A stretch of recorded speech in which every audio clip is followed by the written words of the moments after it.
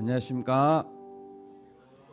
네, 우리가 밝은 얼굴로 눈을 보면서 한번 인사하면 좋겠습니다. 하나님이 당신을 기뻐하십니다. 네, 믿으시죠? 네, 하나님 우리를 각 사람을 기뻐하시는 줄 믿습니다. 네, 아멘. 창세기 15장 지난 시간에 우리가 봤는데요. 15장에서 하나님께서는 아브라함과 언약을 맺으셨습니다.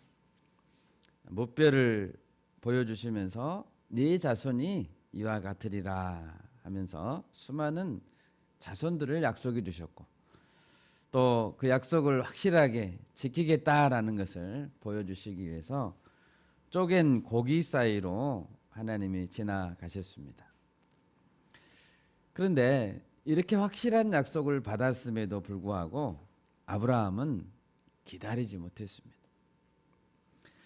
마침내 가나안 땅에 거주한 지 11년째 되었을 때 아내 사라의 여종인 하갈을 통해서 아들을 낳고 말았습니다.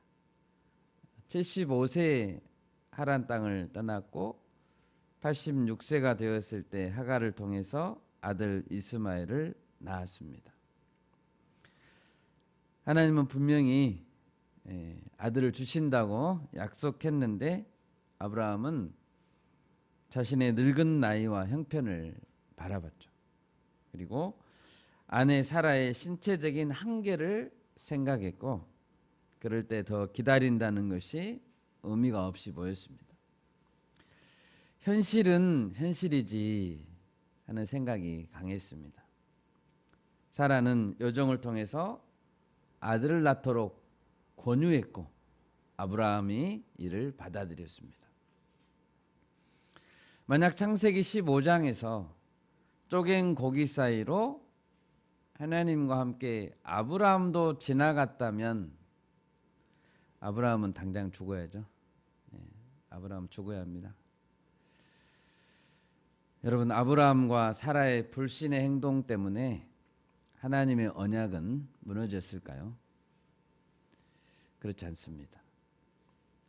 오늘은 그 언약이 어떻게 유지되고 있는지 그리고 아브라함의 가정에 어떤 쓰라린 열매가 맺히게 되는지 살펴보고자 합니다. 오늘 설교의 제목은 나를 돌보시고 살피시는 하나님입니다. 여러분, 하나님은 우리를 돌보십니다. 그리고 살피십니다. 오늘 말씀에서 우리가 알 수 있는 것은 첫째로 하나님은 말씀대로 사라를 돌보셨다라는 것입니다. 창세기 16장 마지막 절을 한번 보십시오. 16장 마지막 절. 하갈이 아브라함에게 이스마엘을 낳았을 때 아브라함이 86세였더라라고 되어 있죠. 아브라함은 몇 살에 이스마엘을 낳았습니까? 86세죠. 86세면은 얼마나 많아요? 나이가 86세 할아버지죠. 아브라함은 얼마나 기뻤을까요? 이스마엘을 낳고 이 베이비 이스마엘을 낳고 얼마나 기뻤을까요? 날마다 신나게 놀았겠죠. 육아일기도 기록하고 육아일기도 날마다 기록하고 베이비 이스마엘을 찍어주기 위해서 평소에는 사진도 잘 안 찍는데 사진도 많이 찍어주고 동영상 카메라 고프로 여러분 고프로 아세요? 고프로를 사고 요즘에는 DJI에서 나오는 오즈모 포켓 3라는 모델이 인기랍니다. 블로거들이 이렇게 들고 다니는 그런 것도 사서 베이비 이스마엘의 일거수일투족을 다 하루 종일 따라다녔을 것 같아요.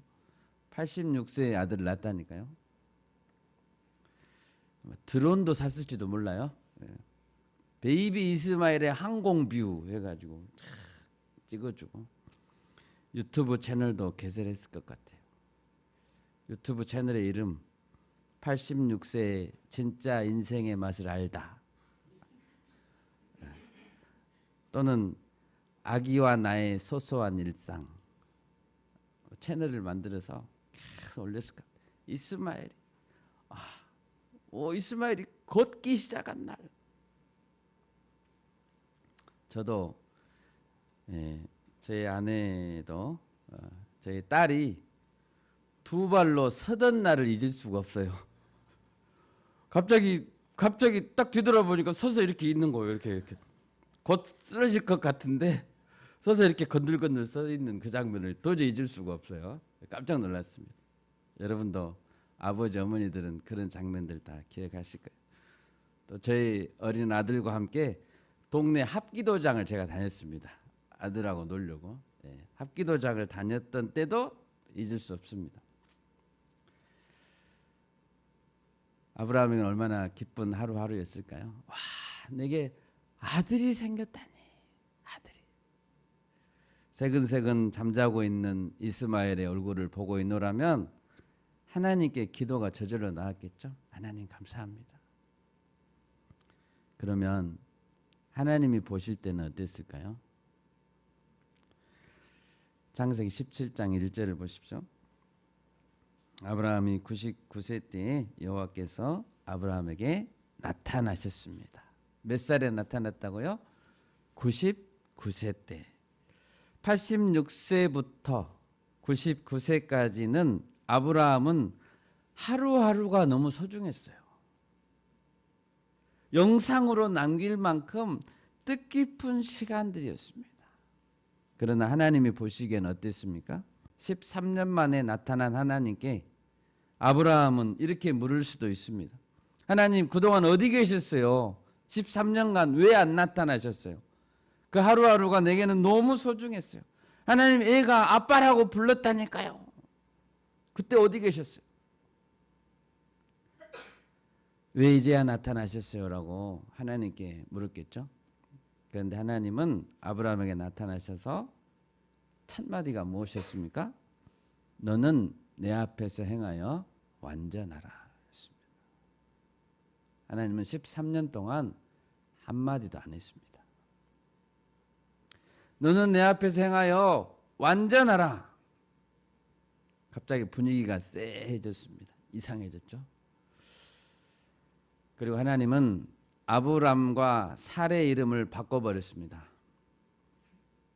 더 이상 아브람, 사레로 살아가지 말라는 거죠. 아브라함, 여러 민족의 아버지. 사라, 여러 민족의 어머니라고 이름을 바꿔버렸습니다. 그리고 그렇게 살아가야 된다라고 말씀하셨습니다. 이때 아브라함은 고개를 숙이고 이렇게 하나님께 말했죠. 이스마엘이나 하나님 앞에 살기를 원합니다. 하나님을 아브라함은 고작 이스마엘이나 살려주실 하나님으로 본 것입니다. 그러나 하나님의 뜻은 분명했습니다. 노년에 이스마엘과 재미있게 놀고 오붓하고 단란하게 아빠 소리를 들으며 사는 것. 하나님은 그렇게 살지 말라는 거죠. 하나님은 청년들이 어떻게 사는 것을 원하실까요? 우리가 어떻게 사는 것을 하나님 원하실까요? 맛집 찾아다니고 멋지게 지은 인테리어가 멋있는 커피숍 찾아다니고 아기자기하게 데이트하면서 20대 30대를 다 보내는 것을 하나님 원치 않습니다. 아브라함, 사라로 계명하신 하나님은 동일하게 우리에게도 그런 인생을 살라고 요구하십니다. 여러분, 하나님은 우리가 한 가정, 한 가족이 아니라 여러 민족의 아버지, 어머니로 살기를 원하십니다. 아멘. 여러 민족을 위해서 살라고요. 그것이 아브라함과 사라를 부르신 이유입니다. 또 우리를 부르신 이유인 줄 믿습니다. 하나님은 99세에 나타나셔서 1년 후에 사라가 아들을 낳을 것이라고 약속했습니다. 그리고 내 언약은 내가 내년 이 시기에 사라가 네게 낳을 이삭과 세우리라 라고 했습니다. 이스마엘이 아니고 이삭과. 86세부터 99세까지 13년 동안 아브라함과 사라 그리고 하갈이 어떤 일을 벌였고 아들이 태어나고 이스마엘이 태어났죠. 그리고 그 아들이 이제 거의 99% 확실하게 상속자로 굳어질 것만 같은 상황이 생겼지만 하나님의 약속은 변하지 않습니다. 하나님의 언약은 변하지 않습니다. 여러분, 이 세상에서 가장 고집 세신 분이 하나님이십니다. 아멘. 하나님의 계획은 아무리 훌륭해 보이는 사람의 계획이라 할지라도 하나님의 계획은 바뀌지 않습니다. 13년이 아니라 130년이 지나도 하나님의 계획은 바뀌지 않습니다. 결혼을 하고 자기 마음대로 결혼하고 아기가 태어나도 하나님의 계획은 바뀌지 않습니다. 언약은 언약이에요. 그것 때문에 하나님은 쪼갠 고기 사이로 지나가신 거예요. 그것이 오늘 본문 1절에도 잘 나타나 있습니다. 1절을 보십시오. 여호와께서 말씀하신 대로 사라를 돌보셨고 여호와께서 말씀하신 대로 사라에게 행하셨으므로 드디어 이삭이 태어났습니다. 1절에서 두 번이나 같은 단어를 반복하죠. 말씀하신 대로. 여호와께서 말씀하신 대로. 하나님은 반드시 말씀을 지키십니다. 아멘. 그리고 우리가 말씀대로 살기를 원하십니다. 이사야서 55장 11절에 이런 말씀이 있습니다. 내 입에서, 하나님의 말씀입니다. 내 입에서 나가는 말도 이와 같이 헛되이 내게로 되돌아오지 아니하고 나의 기뻐하는 뜻을 이루며 내가 보낸 일에 형통하리라. 한번 하나님 입 밖으로 나간 말씀은 그냥 헛되이 되돌아오는 일이 없습니다. 반드시 그 일을 성취하십니다. 하나님이 선지자들을 많이 보냈습니다. 선지자들을 통해 하나님 말씀하신 그대로 예수 그리스도께서 이 땅에 오셨습니다. 1.1핵도 결코 없어지지 않고 다 이루어진다고 예수님 말씀했습니다. 예수님께서 하늘로 올라가신 것처럼 다시 내려오신다고 했죠. 그 말씀도 이루어질 것입니다. 세상 끝에 예수님이 오신다고 하셨습니다. 예수님 오시면 내가 양과 염소를 구분하듯이 구분할 것이다 라고 말씀했습니다. 아멘. 세상 끝에는 반드시 심판이 있습니다. 이 말씀은 반드시 이루어질 것입니다. 특히 1절을 보시면 여호와께서 말씀하신 대로 사라를 돌보셨다라고 하셨습니다. 돌보셨다. 이 돌보셨다라는 것은 찾아가셨다라는 의미라고 합니다. 찾아가셨다. 하나님은 늘 우리를 찾아오십니다. 아멘. 찾아오세요. 우리가 누구를 돌본다라는 의미는 찾아간다는 것을 포함합니다. 찾아가지 않으면 어떻게 돌볼 수 있어요? 찾아오셔서 말씀하신 대로 약속을 지키신다라는 것은 하나님께서 다른 이 세상의 모든 신들과 다르다는 것을 의미합니다. 세상에 신들이 있다고 하지만 다 가짜 신들이. 세상에 어떤 신도 사람을 찾아오지 않습니다. 오직 하나님만이 시간과 공간을 뚫고 우리에게 찾아오셨고 죄인들을 위해 죽으셨고 구원하셨습니다. 하나님은 전능하시기 때문에 이것이 가능한 것입니다. 모든 상황을 초월하고 우리 삶에 개입하시고 불가능한 것을 가능하게 하신 하나님, 생명을 만들 수 있는 하나님, 우리가 믿는 하나님은 그런 하나님이신 줄 믿습니다. 아멘. 아브라함과 사라가 조급함을 보였습니다. 조급했죠. 그들은 조급했습니다. 하나님을 믿는다고 우리도 말하지만 우리의 특징은 조급함인 것 같습니다. 조급함. 하나님은 때가 되면 반드시 찾아오십니다. 사라를 찾아가셨던 것처럼 하나님은 때가 되면 반드시 나를 찾아오십니다. 그리고 죽은 몸 같은 환경 속에서 새 생명을 잉태하게 하실 줄 믿습니다. 사라는 고백했습니다. 사라가 이르되 하나님이 나를 웃게 하시니 듣는 자가 다 나와 함께 웃으리로다. 하나님 우리를 웃게 하실 줄 믿습니다. 아멘. 마지막 때 우리는 다 웃을 겁니다. 두 번째로 오늘 본문에서 하나님은 약속의 씨를 보호하십니다. 이삭이 태어난 이후에 그런데 아브라함 가정에 예기치 못한 문제가 생겼습니다. 8절 9절을 보십시오. 아이가 자라매 젖을 때고 이삭이 젖을 때는 날에 아브라함이 큰 잔치를 베풀었더라. 사라가 본즉 아브라함의 아들 애굽 여인 하갈의 아들이 이삭을 놀리는지라. 대략 그 당시에 3살 정도가 되면 젖을 뗐다고 합니다. 그랬다면 이스마엘은 약 17살 전후에 10대 후반이었을 것으로 생각됩니다. 이 이스마엘이 이삭을 놀리는 겁니다. 비웃고 희롱했다는 뜻이죠. 이 장면을 보고 사라는 분개했습니다. 그리고 아브라함에게 말했습니다. 이 여종과 그 아들을 내쫓으라. 이 종의 아들은 내 아들 이삭과 함께 기업을 얻지 못하리라 라고 했습니다. 이 사건은 아브라함에게 큰 근심거리가 됐습니다. 여러분 아브라함이 왜 매우 근심했을까요?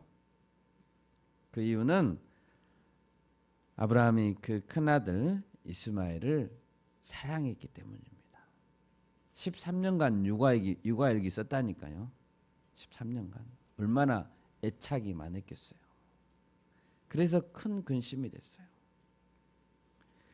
물론 하나님의 약속의 후사는 아니지만 그래도 이스마엘은 자기 핏줄입니다. 자기 자식이라고요. 사라는 이제 하갈과 이스마엘이라고 이름도 안 부릅니다. 그냥 여종이라고 하고 여종의 아들이라고 말합니다. 이름도 안 올려요. 자기 입에다가 사라는. 그저 노예의 여종이고 여종의 아들일 뿐입니다. 그렇지만 아브라함에게는 자기 핏줄이다니까요. 자기 아들임이 틀림없습니다. 아브라함의 마음이 아팠습니다. 여러분 하나님의 뜻을 기다리지 못하고 그 뜻에 따라 살지 않으면 반드시 근심거리가 생깁니다. 반드시 근심거리가 생겨요. 사람이 고안에 낸 대안은 잠시 동안 기쁘게 해줄 수 있을지는 몰라도 해결책이 될 수 없습니다. 해결책이 안 될 뿐만 아니라 근심거리가 됩니다. 13년간 아브라함에게 그 기쁨의 이유였던 이스마엘은 이제 근심의 이유가 된 것입니다. 그런데 이때 하나님은 아브라함에게 명령했습니다. 사라의 말을 들어라 라고 했습니다. 내보내야 한다. 이스마엘과 이별해야 된다는 뜻이죠. 이스마엘 이렇게 사랑하는데 이스마엘과 너는 이별해야 된다는 뜻이에요. 네 아이나 네 여종으로 말미암아 근심하지 말고 사라가 네게 이른 말을 다 들으라. 이전에는 사라의 말을 듣고 하갈을 통해 이스마엘을 낳았죠. 사라의 말을 듣고. 그런데 이제 근심거리가 되고 말았습니다. 그리고 이제 사라는 또 자기가 내쫓으라라고 말합니다. 하갈을 통해 이스마엘을 낳으라고 할 땐 또 언제고 이젠 또 내쫓아야 된다라고 말합니다. 여러분 광야로 나가라 내쫓는다는 말은 나가서 죽으라는 말하고 똑같아요. 여인이 아들과 함께 나가서 어떻게 살아요? 광야에서. 매몰찬 사라의 요구에 아브라함은 그 말을 듣고 싶지 않았을 것 같아요. 어떻게 나가서 죽으라는 거냐. 그런데 하나님은 사라의 말을 들으라고 하는 거예요. 하나님의 요구도 너무 일방적인 것처럼 보였습니다. 그러나 하나님의 말씀이니까 들어야 되죠. 왜냐하면 그것은 사라의 뜻이 아니라 하나님의 뜻이기 때문입니다. 아브라함의 마음은 복잡했습니다. 이때 하나님은 이어서 쐐기를 박는 말씀을 하셨습니다. 이삭에게서 나는 자라야 내 씨라 부를 것이다 라고 분명하게 말했습니다.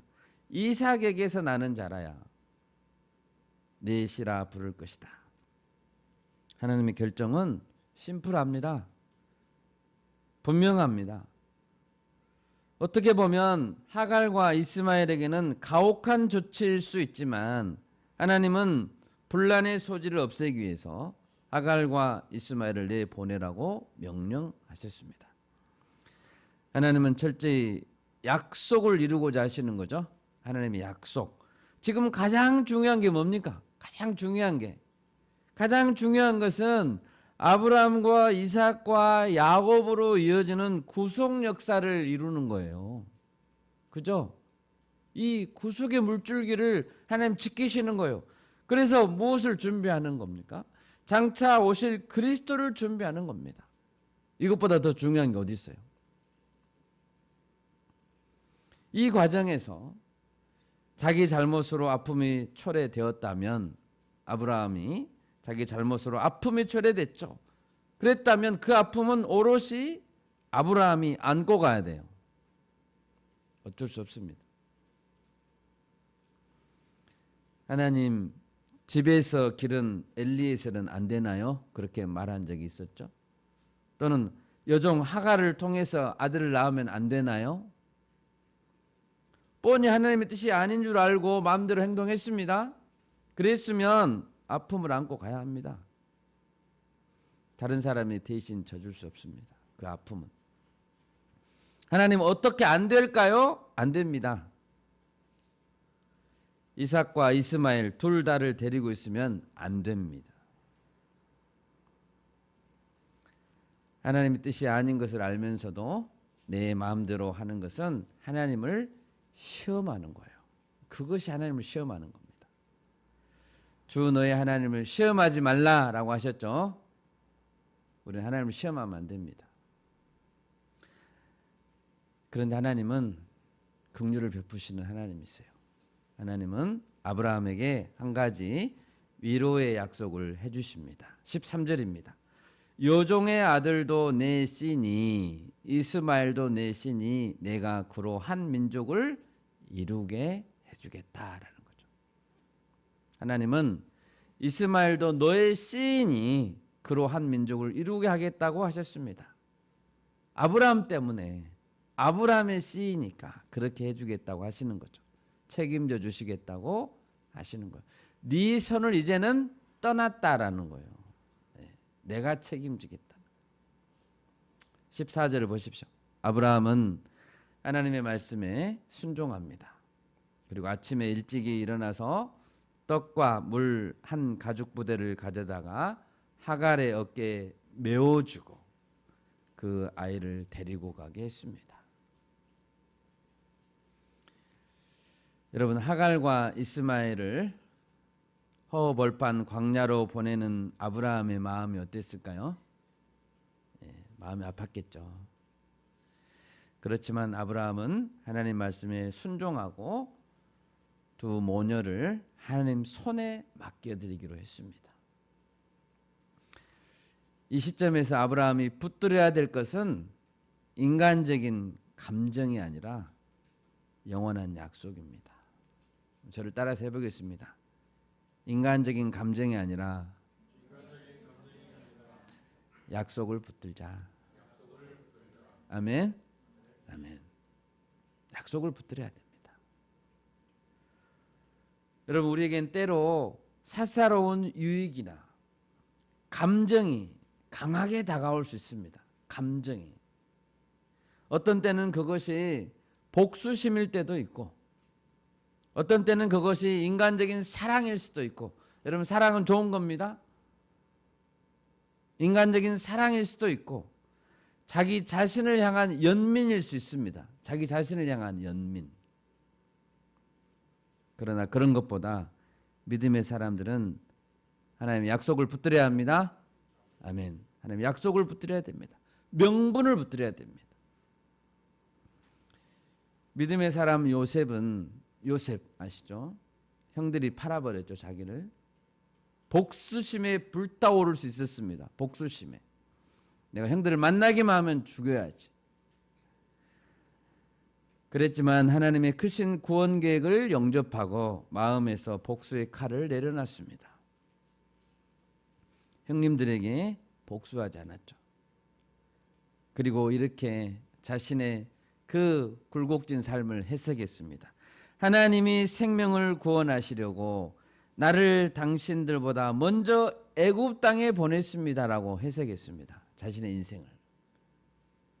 하나님이 보내셨다. 형님들이 아니다. 그렇게 말하면서 형님들을 용서했습니다. 다윗도 사울을 죽일 기회가 많았죠. 자기 감정에 그러나 휘둘리지 않았습니다. 하나님 손에 맡겼습니다. 하나님이 세우신 질서, 하나님의 때와 방법을 기다렸습니다. 그 외에도 많은 믿음의 사람들이 자기의 유익이나 자기의 감정이나 소시민적인 안락함을 내려놓고 하나님의 대의를 붙들었습니다. 모세가 그랬고 에스더가 그랬죠. 죽으면 죽으리다. 여러분, 하나님의 약속을 붙듭시다. 아멘. 하나님의 약속을 붙들어야 됩니다. 하갈과 이스마엘을 광야로 보내야 한다면 보냅시다. 아멘. 보내야 한다면 보내야 해요. 약속을 붙들기 위해서. 하나님 손에 맡겨야 해요. 우리가 다 해결할 수 없습니다. 그러면 하나님께서 책임져 주실 것입니다. 마지막 셋째로 하나님은 하갈과 이스마엘을 살피시는 분이십니다. 이 본문에서 우리가 꼭 생각해 봐야 될 것은 하갈과 이스마엘을 살펴주시는 하나님의 은혜입니다. 14절을 보십시오. 하갈은 아이를 데리고 나가서 브엘세바 광야를 방황했습니다. 광야에는 아무것도 없었습니다. 가죽 부대의 물도 금방 떨어지고 죽을 일만 남았죠. 죽을 일만. 하갈은 차마 가까이에서 아들이 죽어가는 모습을 볼 수가 없어서 화살을 쏘면 화살이 날아가는 거리만큼, 오늘 본문에서는 한바탕 이런 식으로 써져 있었죠. 화살 한바탕. 화살이 쏘면 화살이 나가는 거리만큼 떨어져서 죽어가는 아들을 바라보았습니다. 현대인의 성경은 약 100m 정도 떨어진 거리라고 이렇게 번역을 했더라고요. 거기에서 하갈은 통곡했습니다. 그런데 이때 하나님은 외면하지 않으셨습니다. 하갈에게 나타나시고 눈을 열어 샘물을 보게 하시고 살려주셨습니다. 이미 하나님은 창세기 17장 20절에서 아브라함에게 약속한 바가 있었습니다. 우리 17장 20절 한번 찾아볼까요? 창세기 17장 20절입니다. 같이 읽겠습니다. 이스마엘에 대하여는 내가 네 말을 들었나니 내가 그에게 복을 주어 그를 매우 크게 생육하고 번성하게 할지라. 그가 12두령을 낳으리니 내가 그를 큰 나라가 되게 하려니와. 아멘. 이스마엘이 광야로 나가서 살더라도 결코 죽지 않을 것이라는 뜻입니다. 그리고 이스마엘이 큰 민족을 이루는 것은 아브라함이 하는 말을 하나님이 들었기 때문입니다. 아브라함이 기도를 들었습니다. 여러분, 하갈이 살아났습니다. 죽지 않았습니다. 하나님이 하갈을 살려주셨고 이스마엘을 복 주셨습니다. 왜 그러셨을까요? 하갈과 이스마엘, 왜 그들에게 하나님은 복을 주실까요? 큰 민족을 이루어서, 큰 민족을 이룬다고 하셨잖아요. 큰 민족을 이루어서 이스라엘을 방해하라고 그렇게 하신 겁니까? 그러지 않죠.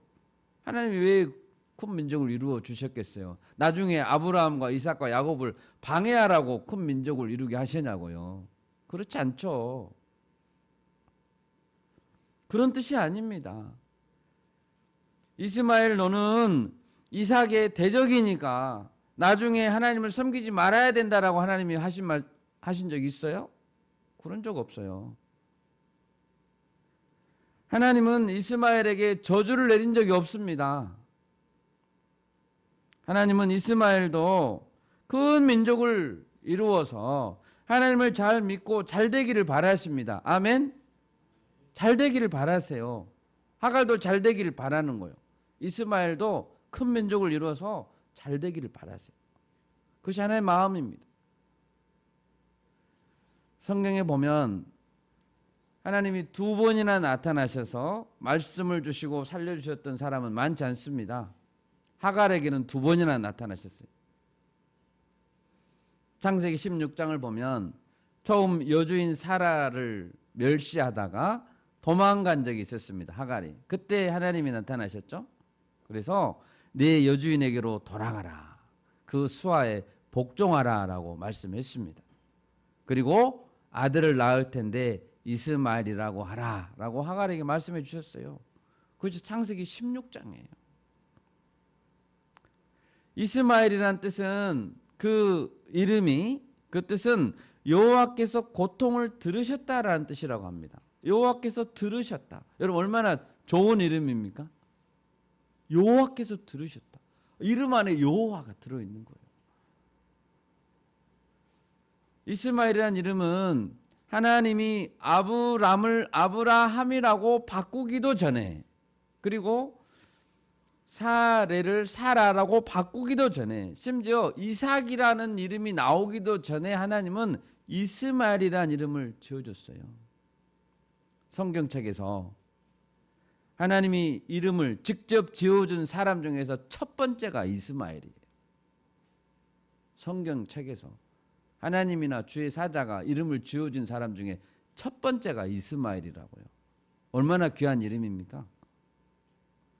그 뜻도 얼마나 좋습니까? 여호와께서 고통을 들어주셨다. 분명히 하나님이 그를 사랑하는 자입니다. 그래서 하갈은 이 하나님을 만나고 나서 나를 살피시는 하나님이시구나 라고 고백했습니다. 창세기 16장 13절 우리 찾아볼까요?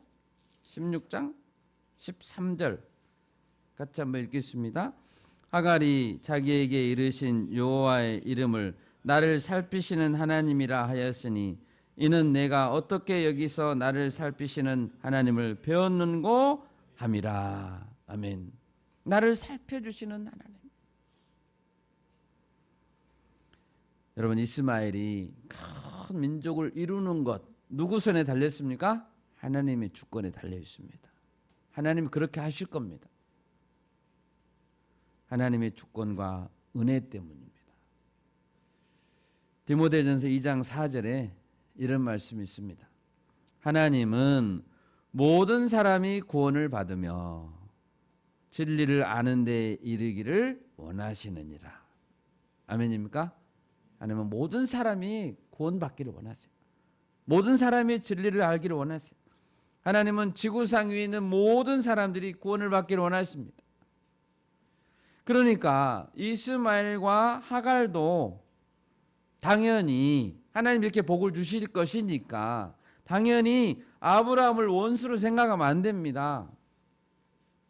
아브라함을 원수처럼 생각하면 안 되고 자신을 번성하게 하신 하나님께 감사해야 되고 하나님께 예배하는 삶을 살아야 합니다. 아브라함의 집을 떠나라 라고는 하나님이 하셨지만 그 하나님의 결정의 이유를 이해하고 순종해야 합니다. 그리고 아브라함과 이삭과 야곱으로 이어지는 그 계보에서 나오실 구원자를 이스마엘도 바라봐야 됩니다. 하갈도 바라봐야 돼요. 그래서 하갈도 이스마엘도 그리스도를 통해 구원받아야 됩니다. 그것이 하나님이 이스마엘 민족을 번성하게 해주신 이유입니다. 아멘. 아멘. 그래서 큰 민족을 이렇게 해주셨죠. 비록 등에 빵과 물을 메어주는 아브라함이 야속하기는 하고 자기를 쫓아낸 여주인 사라가 증오스럽기는 하지만 하나님을 생각하고 하나님의 약속을 붙들어야 합니다. 그들도 하나님의 약속 끝에 그리스도가 나오기 때문입니다. 그것을 바라봐야 됩니다. 하갈과 이스마엘이 살 길은 날 살피시는 하나님을 끝까지 붙들어야 됩니다. 끝까지. 역사의 주관자 하나님이시기 때문입니다. 그런데 역사적으로 보면 이스마엘의 후손 아랍 민족은 자주 이스라엘 민족을 괴롭혔죠. 하나님의 뜻을 붙들어야 되는데 붙들지 못했어요. 감정에 휘둘린 거죠. 원수처럼 생각한 거죠. 오늘날도 영적 이스라엘과 영적 이스마엘의 후손이 전쟁 중입니다. 대부분 이스마엘의 후손들은 무슬림들이 많죠. 우리는 아랍 민족을 바라볼 때 어떤 눈으로 바라봐야 될까요? 하나님의 눈으로 바라봐야 됩니다. 살피시는 주님의 눈으로 그들을 바라봐야 됩니다. 하나님은 여전히 그 이스마엘의 후손들 가운데 하나님의 백성이 구원받기를 원하십니다. 아멘. 그들에게 복음이 전해져야 됩니다. 오늘날 아랍 민족의 대표적인 나라들은 이런 나라들입니다. 사우디아라비아 인구가 3,500만입니다. 요르단 1,100만, 아랍에미리트, 쿠웨이트, 카타르 이런 나라들이 이스마엘의 후손들이고 그 외에도 아랍연맹 안에 있는 많은 나라들 이라크, 시리아, 레바논, 이집트 소위 아랍연맹 국가들이 4억 5천만 명이라고 합니다. 얼마나 많은 사람들입니까? 하나님은 정말 큰 민족을 이루게 해주셨죠. 그들도 그리스도를 믿고 구원받아야 되는 것입니다. 그들 가운데 복음이 전해지고 그들 가운데 교회가 세워지는 것을 주님이 원하십니다. 아멘. 아멘. 이 일의 앞장서는 저와 우리 교회가 될 수 있기를 바랍니다. 말씀을 맺겠습니다. 여러분, 하나님은 반드시 약속을 지키십니다. 수십 년, 수백 년이 지나도 하나님은 그 뜻을 반드시 이루어 가십니다. 성경 전체가 그 이야기입니다. 성경 전체가 하나님께서는 구속 역사를 반드시 이루어 가신다. 난 사람을 구원하시기 위해 찾아오신 분이 하나님이시고 나를 지금도 살피시는 분이 하나님이십니다. 그 하나님을 찬양합니다. 아멘. 이 말씀으로 한 주간도 승리합시다. 제가 기도하겠습니다.